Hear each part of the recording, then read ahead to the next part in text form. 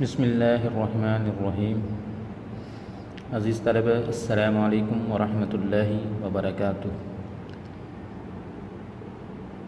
ہمارا پہلا سبق نیا قانون جو کہ ایک افسانہ تھا، اس کی تدریس مکمل ہوئی، مشقی سوالات دیکھے اسی سے متعلق۔ کیونکہ وہ ایک افسانہ تھا تو امتحان میں ایک سوال اس طرح بھی بنتا ہے کہ اردو افسانے کی تاریخ بیان کریں، افسانہ یا افسانہ نگاری۔ تو اس سوال کو سامنے رکھتے ہوئے چند چیزوں کا مطالعہ کرتے ہیں، اردو افسانے کی تاریخ پر ایک نظر ڈالتے ہیں۔ اس کو کس طرح شروع کرنا ہے پہلے دیکھیں۔ اردو افسانے کا تعارف پر مین ہیڈنگ، اردو افسانے کی مختصر تاریخ و ارتقاء، یہ مین ہیڈنگ۔ اس کے بعد سب ہیڈنگ آئیں گی اس میں مختلف۔ سب سے پہلے اردو افسانے کا تعارف۔ افسانے کے معنی مختصر کہانی کے ہیں۔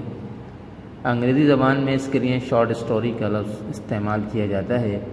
یہ کہانی یا اسٹوری زیادہ طویل نہیں ہوتی بلکہ مختصر ہوتی ہے، جسے پڑھنے والا ایک ہی نشست میں پڑھ لیتا ہے۔ یہ ناول اور داستان کی ترقی یافتہ شکل ہے۔ اردو ادب میں افسانے کا تصور بھی انگریزی ادب سے آیا۔ افسانے میں زیادہ تر زندگی کا ایک ہی پہلو موجود ہوتا ہے۔ لکھنے والا کوئی خاص واقعہ، خاص کردار یا کوئی اہم پیغام دینا چاہتا ہے تو اسے مربوط انداز سے ایک مختصر کہانی یا اسٹوری میں تحریر کر دیتا ہے۔ افسانے کا بنیادی عنصر زندگی ہے۔ افسانہ نگار افسانے کے ذریعے ایسا تاثر ابھارنے لگتا ہے کہ پڑھنے والے کو اس میں اپنا عکس نظر آنے لگتا ہے، اور اس طرح مصروفیات کے دور میں کچھ وقت افسانے کو دے کر ذہنی آسودگی اور اطمینان حاصل کر لیتا ہے۔ اس طرح اس کی تھکان بھی اتر جاتی ہے اور تھوڑی ذہنی تفریح بھی ہو جاتی ہے۔ یہ اردو افسانے کے متعلق تھوڑا سا تعارف۔ اس کے بعد دوسری ہیڈنگ، اردو افسانے کی ابتدا۔ اردو افسانہ نگاری کی ابتدا 20ویں صدی میں ہوئی۔ اردو افسانے کے بانیوں میں دو نام نمایاں طور پر نظر آتے ہیں۔ Number 1 Munshi Prem Chand, number 2 Sajjad Haider Yildirim. ان دونوں کے افسانہ نگاری کی ابتدا کا زمانہ ایک ہی ہے۔ اکثر لوگ راشد الخیری اور سلطان حیدر جوش کو بھی افسانے کے بانیوں میں شمار کرتے ہیں۔ یہ اس کی ابتدا کے بارے میں بتایا گیا ہے۔ یہ دوسری ہیڈنگ ہو گئی۔ آگے بڑھتے ہیں۔ اگلی ہیڈنگ ہے اردو کے اولین افسانے، یعنی ابتدائی شروع کے۔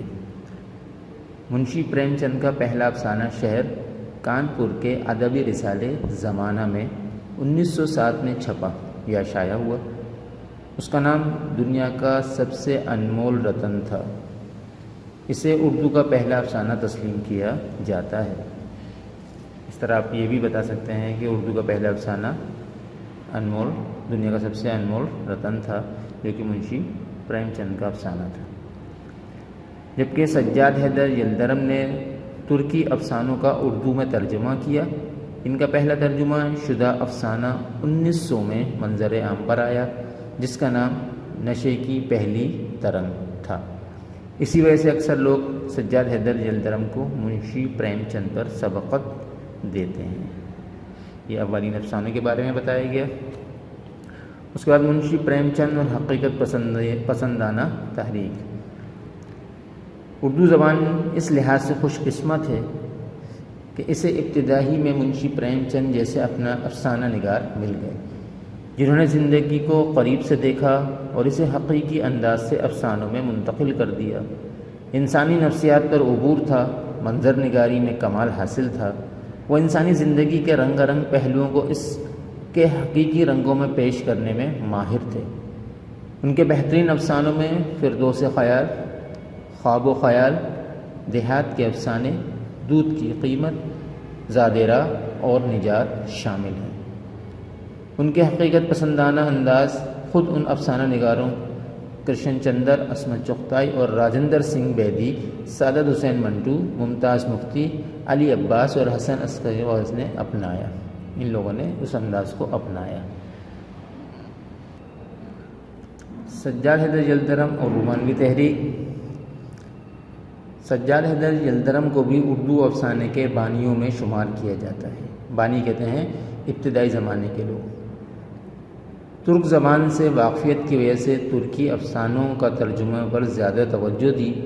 ان کے افسانوں میں تخیلاتی عشق و رومانیت نظر آتی ہے۔ اس طرح یلدرم کے افسانے رومانی تحریک کا نقطۂ آغاز بن گئے۔ ان کا انداز اختیار کرنے والوں میں نیاز فتح پوری، مجنوں گورکھ پوری، حجاب امتیاز علی اور عابد علی عابد وغیرہ شامل ہیں۔ اس کے بعد اردو تراجم کا دور۔ یوں تو سجاد حیدر یلدرم نے ترکی زبان سے ترجمے کر کے تراجم کا آغاز کر دیا تھا۔ 1930 میں تراجم پر مبنی بڑی تعداد میں افسانے منظر عام پر آنے لگے۔ اس سے ایک طرف تو دوسری زبانوں کے رسم و رواج، تہذیب و ثقافت سے آگہی ہونے لگی، تو دوسری طرف نئی نئی افسانوی ہیکنگ بھی اردو افسانے میں شامل ہونے لگی۔ انگریزی، جرمنی، فرانسیسی، اطالوی، ہسپانوی، روسی، ترکی، عربی، چینی زبانوں کے ترجمے کیے گئے۔ ان افسانہ نگاروں میں محشر عابدی، فضل حق، ظفر قریشی، جلیل قدر دائی، اختر حسین رائے پوری، خواجہ منظور، حامد علی خان، منصور احمد اور محمد مجیب اور عبد القادر سروری شامل ہیں۔ معاشرے سے بغاوت کی تحریک۔ معاشرے سے باغی افراد ہر دور میں پائے جاتے ہیں۔ 1932 میں مختلف افسانوں کا ایک مجموعہ منظر عام پر آیا جس کا نام انگارے تھا۔ ان افسانوں کو تحریر کرنے والے معاشرے کے باغی نظر آئے۔ سوشلسٹ کمیونسٹ نظریات، مادر پدر آزاد کے تصورات، فرائڈ کے جنسی بے راہ روی جیسے افکاروں پر مبنی ان افسانوں نے جہاں اردو ادب پر بدنامی کا داغ لگایا، وہیں بے حیائی اور بد اخلاقی اور دھوکہ دہی کو فروغ ملنے لگا۔ ان افسانوں کے خلاف ملکی سطح پر احتجاج بھی کیا گیا۔ ایسے منفی رجحانات پر مبنی افسانہ لکھنے والوں میں سجاد ظہیر، رشید جہاں اور احمد علی اور محمود الافضل وغیرہ شامل ہیں۔ اس کے بعد ترقی پسند تحریک۔ اردو ادب کی تاریخ میں 1936 کا سال ایک اہم مؤثر ثابت ہوا۔ اس کے بعد ترقی پسند تحریک۔ اردو ادب کی تاریخ میں 1936 کا سال ایک اہم موڑ ثابت ہوا۔ اس میں ترقی پسند تحریک کی داغ بیل ڈالی گئی، یعنی ابتدا کی گئی۔ منشی پریم چند کی سربراہی میں انجمن ترقی پسند مصنفین قائم کی گئی۔ لکھنؤ میں منعقد کی گئی کانفرنس میں اس کا لاحِ عمل طے ہوا کہ آئندہ افسانوں میں بر صغیر کے معاشرتی مسائل کو موضوع بنایا جائے گا۔ معاشرے میں پائی جانے والی احساس کمتری، بے چینی، ناانصافی کو اجاگر کیا جائے گا۔ تاریخیوں میں امید کی کرن دکھائی جائے گی۔ ترقی پسند افسانہ نگاروں کی طویل فہرست میں کرشن چندر، عصمت چغتائی، سعادت حسین منٹو، راجندر سنگھ بیدی، اوپندر ناتھ اشک، احمد ندیم قاسمی، غلام عباس، علی عباس، سہیل عظیم آبادی، حاجرہ مسرور، خدیجہ مستور نمایاں نظر آتے ہیں۔ اس کے بعد پاکستان بننے کے بعد دوسری ہیڈنگ۔ 1947 قیام پاکستان کے بعد خوفناک فسادات پھوٹ پڑے، جس کا اثر دوسری چیزوں کی طرح افسانہ نگاری پر بھی پڑا۔ فسادات کے حالات و واقعات افسانوں کے موضوعات بننے لگے۔ تقسیم ہند کے ساتھ ہی لوگوں کے مسائل میں بے پناہ اضافہ ہوا۔ بڑے پیمانے پر ہجرت ہوئی تو دونوں ممالک کے افسانہ نگاروں نے ان مسائل کو افسانوں کا موضوع بنا لیا۔ ایک طرف ان مسائل کو منظر عام پر لایا گیا تو دوسری جانب بھیانک سازشوں کا بھی پردہ چاک کیا گیا، جو مذہب، زبان، سیاست اور دولت کی بنیادوں پر کی گئی تھیں۔ اس پرآشوب دور کے افسانہ نگاروں میں سعادت حسین منٹو، قدرت اللہ شہاب، کرشن چندر، میرزا ادیب، اشفاق احمد، اے حمید، شفیق الرحمن، انتظار حسین، شوکت صدیقی، جیلانی بانو، احمد ندیم قاسمی وغیرہ شامل ہیں۔ اس کے بعد دوسری ہیڈنگ، دور جدید کے افسانہ نگار۔ افسانہ نگاری اب جدید طرز اختیار کر چکی ہے۔ زندگی کے مسائل ہر دور میں ہوتے ہیں، معاشرت میں جدید ٹیکنالوجی اثر انداز ہوتی ہے، اس لیے جدید دور کے افسانوں میں زندگی کے مسائل کے ساتھ ساتھ جدید ٹیکنالوجی اور اس کے فوائد بھی آشکار کیے جا رہے ہیں۔ نئے تجربات اور مشاہدات کو جگہ دی جا رہی ہے۔ اس طرح اردو افسانہ ترقی کی منازل طے کر رہا ہے۔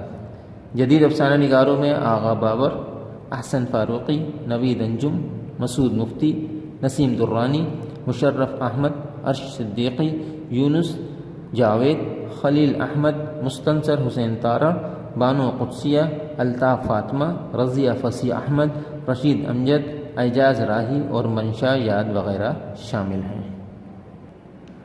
حاصل مطالعہ آخری ہیڈنگ: اردو افسانے کے ارتقاء کا جو دور منشی پریم چند اور سجاد حیدر یلدرم سے شروع ہوا، اس نے منزل بمنزل بڑی کامیابیاں حاصل کیں۔ وقت کے ساتھ ساتھ اس میں تغیرات آتے گئے۔ تقسیم ہند کا پرآشوب دور ایک تاریخی حقیقت بن کر ان افسانوں میں محفوظ ہو کر رہ گیا۔ زندگی متحرک رہتی ہے، زندگی کی طرح افسانہ بھی آج تک متحرک ہے۔ نئی چیزوں، نئے تصورات، نئی ایجادات اور نئے پن کو اپنے اندر جگہ دے دیتا ہے۔ زندگی کی طرح اردو افسانے کے ارتقائی سفر بھی ابھی جاری ہے۔ یہ اردو افسانہ نگاری کی تاریخ تھی جو کہ آپ کو پڑھائی گئی، اور انداز بھی بتایا جس طرح ہیڈنگ بنا کے اچھے انداز سے لکھنا ہے۔ یہ چونکہ آپ کے امتحان کا ایک سوال ہوتا ہے، اس لیے اس کو سمجھانا اور دکھانا بھی ضروری تھا۔ چیزوں کو سمجھیں، چیزوں کو دیکھیں، چیزوں کو پڑھیں، اور جو چیز امتحانی نقطہ نظر سے زیادہ اہم ہے ان کو زیادہ توجہ دیں۔ اسی اعتبار سے آپ کو لیکچرز بھی جو ہیں پرووائڈ کیے جا رہے ہیں تاکہ آپ امتحان کی تیاری بہتر اور اچھے انداز میں کر سکیں۔ امید ہے کہ اپنی تمام جو دی گئی ہدایات ہیں ان پہ اچھی طرح عمل پیرا ہوں گے اور اچھا نتیجہ لا کے انشاءاللہ اپنے والدین کا نام روشن کریں گے۔ نئی ویڈیو نئے لیکچر کے ساتھ، نئے موضوع کے ساتھ دوبارہ حاضری ہوگی۔ جب تک کے لیے اجازت۔ السلام علیکم ورحمۃ اللہ وبرکاتہ۔